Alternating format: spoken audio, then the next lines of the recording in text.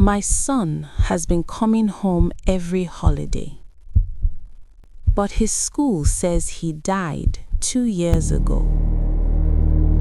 I didn't believe it at first. How could I?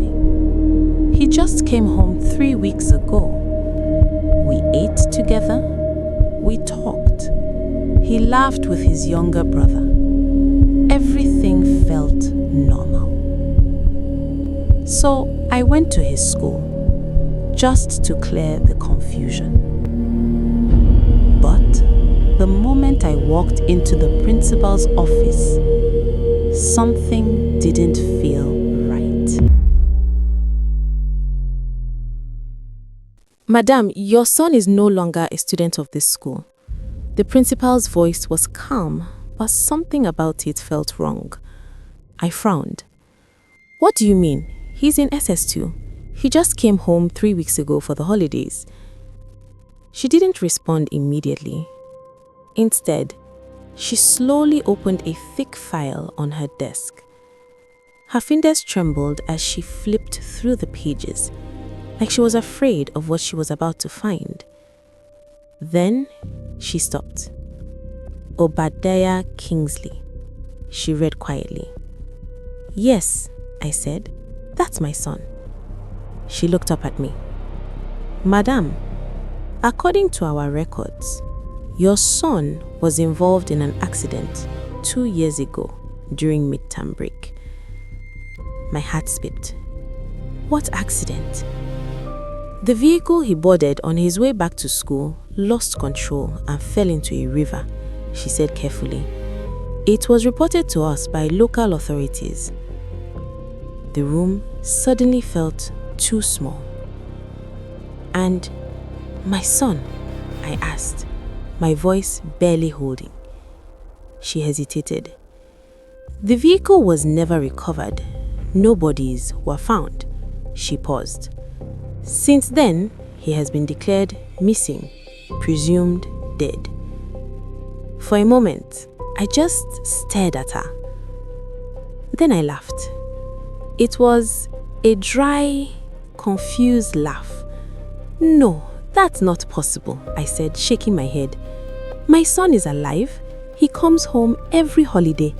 I saw him. I spoke to him. He stayed in my house. The principal's expression changed. Not confusion, fear. Madam, she said slowly, are you absolutely sure? I stepped back, my chest tightening. I am his mother, I snapped. Of course I'm sure. But even as I said it, something inside me shifted. I am a single mother of 2 boys, Obadiah and Obed. I sent Obadiah to boarding school so he could focus. Obed stayed with me at home. Every holiday, Obadiah returned. He would sit with me, talk about school, show me his results. He always did well. Everything about him felt normal. So how could they be telling me he had been missing 2 years? I need more answers, I said firmly. The principal picked up her intercom. Mr. Benson, please come to my office. A few minutes later, a thin man with glasses walked in. The moment he saw me, he became uneasy. Madam, he greeted. This is Obadiah's mother. She needs clarity. Mr. Benson adjusted his glasses. Madam, according to what the principal told you, is correct. The accident happened during midterm break. The vehicle he boarded on his way back to school lost control and plunged into a river. My throat dried. So no one saw his body? No, madam, he replied. The river was too deep. The vehicle was never found. After months, he was declared missing. I couldn't breathe. But he comes home, I whispered. He brings results. He talks to me. With shaking hands, I pulled a results sheet from my bag and placed it on the table. He gave me this last term. The principal examined it. Her face hardened. Madam, this is not from our school. My heart dropped. The logo is wrong, and this signature, this teacher hasn't worked here in over 5 years. My fingers went cold. If this wasn't from the school, then who gave it to me? I need some air, I muttered, walking out. I couldn't go home. Not yet. My head was spinning. I waited outside the school gate until students began to come out for break. Then, I saw them. 3 boys sitting under a mango tree. They looked like they were in Obadiah's set. I walked up to them slowly. "Excuse me, do you know Obadiah Kingsley?" The boys exchanged glances. 2 of them looked away immediately, but one tall boy with a scar on his chin nodded. "Yes, ma, we know him." "They said he had an accident," I said. "Is it true?" The boy hesitated. "Ma, after midterm break, he never came back. We were told about the accident, but nobody saw anything. Nobody, no funeral." A faint hope flickered in my chest. But then, he leaned closer. "Ma, Obadiah was not who you think he was." My stomach tightened. "What do you mean?" "He used to sneak out of school at night, climbed the fence with his friends. He was always in town, drinking, going to hotels, doing drugs.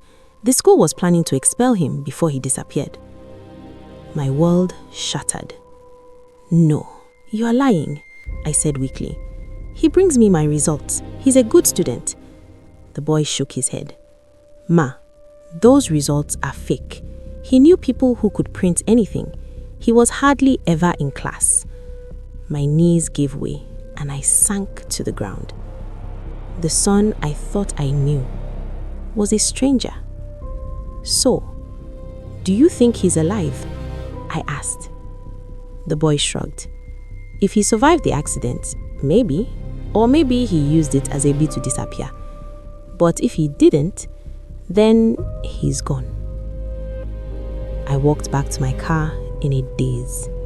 Nothing made sense anymore. If he ran away, why did he keep coming home? Why did he sit with me, laugh with his brother? Why did everything feel real? As I drove, I glanced at the back seat through my mirror. For a split second, I saw a figure sitting there, still, wrapped in white cloth. I gasped and turned around. The seat was empty. My hands trembled as I grabbed my phone and called Obadiah. He picked up. "Mommy, what's wrong?" His voice sounded normal. Too normal. "Obadiah," I said, my voice breaking. "Your school said you had an accident 2 years ago. They said you are missing. Tell me the truth. Where are you?" Silence. Then, a faint sound of wind through the phone. "Mommy," he said, slowly. His voice had changed, colder, heavier. "Why did you go to the school? I told you I was fine. You were not supposed to ask questions." My heart stopped. "Obadiah, what are you saying? Just tell me where you are." The call ended. I called again. No answer. Messages stopped delivering. Then suddenly, I was blocked everywhere. When I got home, Obed was crying. "Mommy, if Brother Obadiah is missing, then who was sleeping in our room last December?" I froze. We played together. We ate together. The room suddenly felt cold, heavy, like something unseen was watching. That night, I sat in the dark, unable to sleep, because one question kept repeating in my head. If my son has been missing for 2 years, then who has been coming home every holiday and calling me mommy? That's currently the situation I'm trying to process. My younger son, Obed, has just been crying since. He cannot sleep alone anymore. He keeps saying he hears Obadiah's voice calling him from the backyard. Single mother like me, where do I start from? My heart is heavy and my head is spinning. I decided to involve the police. I went to the station and told them everything. I showed them the fake results and told them about the phone calls. The inspector looked serious. "Madam, don't worry," he said. "We will find him. We will track his phone number and find out where he is hiding. If he is alive, we will bring him to you. If he is dead, we will find those who are lying to you." They promised me that they would look into it and start tracking Obadiah wherever he is. I went home with a little hope, but few days later, the police reported to me that they didn't find him and that I should drop the case. I went back to the station shouting, "Officer, as how? Why are you advising me to drop the case? This is my son that's missing. They are even saying that he is dead, and you are saying I should overlook it and keep moving on with my life?" The inspector did not look me in the eye this time. He was just arranging some papers on his desk. "Madam, sometimes it is better to let things go," he said in a low voice. "We checked the records. The accident happened. The case is closed. There is nothing more we can do for you here.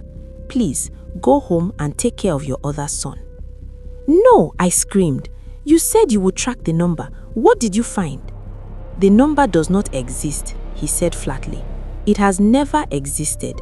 Please, leave now." I kept on wondering why the police all of a sudden dropped the case down. What's happening? They didn't even accept any money from me to continue. Usually, they would ask for mobilization fee, but this time, they just wanted me to disappear. It was as if they were afraid of something. I decided to move to another police station to make a complaint. I felt that maybe this station had been bribed by the school. But as I was thinking of that, I heard some news from that same school that made my blood cold. They have kidnapped a boy. I asked more about it from a parent I know there. They said it's that same boy that exposed Obadiah's last behavior to me, the tall boy with the scar who told me how Obadiah lodges at the hotel and sneaks out of the boarding school. "How did it happen?" I asked the woman, my voice shaking. "They said some men just come and pretended as if they have some important conversations to have with him," she whispered. "The boy followed them to the school gate. As soon as they got outside, they hijacked him, pushed him into a black car with no plate number and left. The school security couldn't even stop them." I sat inside my car, shivering. This was not just a case of a missing boy anymore. This was something much deeper and more dangerous. What exactly is happening? Why did the police drop the case all of a sudden? Did they see something on the tracking that scared them? And who kidnapped that little random student of Obadiah's classmate? Was it because he spoke to me?